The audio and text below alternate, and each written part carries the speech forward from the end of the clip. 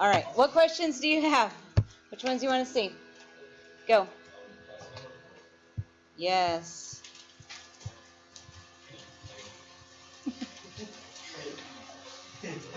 Okay, 42. This vertex is inside the circle. Because it's inside the circle, it's half the sum of these two arcs. So that means x is half of 40 plus we don't know what that other arc is. How are we going to find that other missing arc? Well, yep, this is a diameter right here, isn't it? Or half a or semicircle. So to get this one, we're going to do 180 minus 40, which is what? 140. Okay. Oh, why did I do 40? Let's take this back again. Take two. 180 minus 106, right? Which is what? 74. Does that make more sense? Yes, how about we do it correct? Okay. So then when you add those together, you get half of 114, which is 57. Okay, next question. Yep. 45. Yep. Okay, 45 gets hard because of the algebra. So this one, it's outside of the circle, right? So when it's outside of the circle, the angle, which is x over 2, equals 1/2 of the big arc, x plus 70, minus the small arc. But we have to subtract the whole small arc. We can't just subtract part of it. Okay? First thing, to get rid of the 1/2, I'm going to multiply both sides of the equation by 2. So those just cancel out. That's easy. Over in the parentheses, though, I'm subtracting everything in that parentheses, right? So that means I'm going to change this sign to a plus, and then both of these become negative. So let's simplify this. On the left, I just get x. On the right, I have positive x and negative x. They cancel out. And then 70 and negative 30 would be 40. That's where we get our answer. Okay, next question. 47. Okay, very good. Number 47, this angle is inside the circle. So when it's inside the circle, the angle, which is 9x plus 4, equals 1/2 the sum of the two arcs. And the two arcs are x squared and 11x. Okay, how did we do this before when we didn't have all those variables? How do we get rid of the 1/2? Multiply by 2. So we're going to do the same thing again. So on the left, that gives us 18x plus 8. And on the right, we get x squared plus 11x. Well, because it's quadratic, because that x squared, what do we have to do? Set it equal to 0. So when I set it equal to 0, I have to move everything to the right. So I have 0 equals x squared.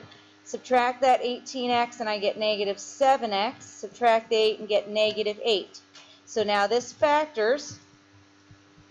So the two numbers that multiply to negative 8 and add to negative 7 would be negative 8 and positive 1. So when we solve, we get 8 and negative 1. Okay, 8 works in all of them, but if we plug that negative 1 into that 11x angle, it gives us a negative angle or arc measure, so this is 8. Okay, next question. Yep. 48, good one.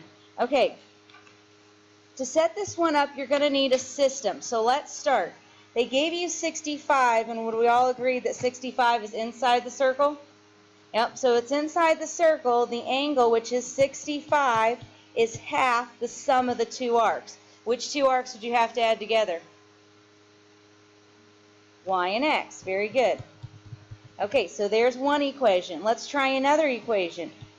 The other angle is 25. To find 25, it'd be half the difference of which two arcs? Y minus x, right? Okay, so now I've got two systems with two variables. The problem is I've got that 1/2 in there that makes it a little messy. So let's just clear the fractions and get rid of the 1/2. So I'm going to multiply both sides of the equation by 2. So my top equation is going to be 130 equals y plus x. And the bottom one is going to be 50 equals y minus x. Now when I add those together, that's really easy. I get 180 equals 2y, so what does y equal? 90. Okay, and now I want to find x. Well, I can plug it into any of the equations. I'm going to do this one. So I'm going to do 130 equals 90 plus x. So what's that make x? 40? Okay, those are great questions. Is there anything else you want to see? Yep. Number 40. Okay, number 40, for this problem, the vertex is on the circle.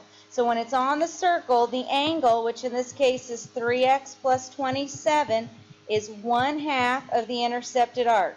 And the intercepted arc is this one right here. The problem is you weren't given that arc. How are we going to find it? Subtract it from 360. So we're going to have 360 minus 150, which is 240. So this is not drawn to scale very well, but we're okay with it. So we have 3x plus 27 equals 120. So 3x equals what? 93? Is that right? Did I do that right in my head?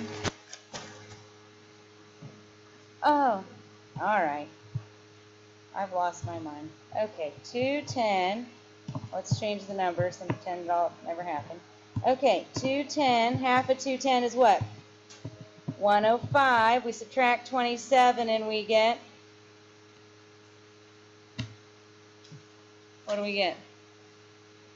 Oh, there's a mistake on the key. Okay, what is it? What's 105 minus 27? 78. Okay, we divide by 3. 78 divided by 3 is what? What is it? 26. Okay, 40 is wrong on the answer key, so there's the correct answer.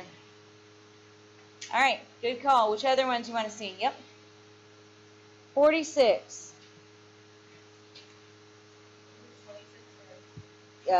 Yes, it should be 26. Okay, now for 46. All right, 46, we want to figure out what x equals. Well, x is going to be half of this arc and that arc, right? Those two arcs added together. The problem is we don't know either one of these arcs. We do know that all of those chords are marked congruent. So if all those chords are congruent, don't we know that they mark off congruent arcs and that all of these arcs have to be then equal? Yep. Okay, so how many? We got 5. So if we take 360 divided by 5, we get what? 72. So that means this arc here is 72, and this arc up here is 72 plus 72, which is what? 144. Okay, so that's going to give us x equals 1/2. The sum of the two arcs is 77 and 144. And that would be half of 216, which is 108.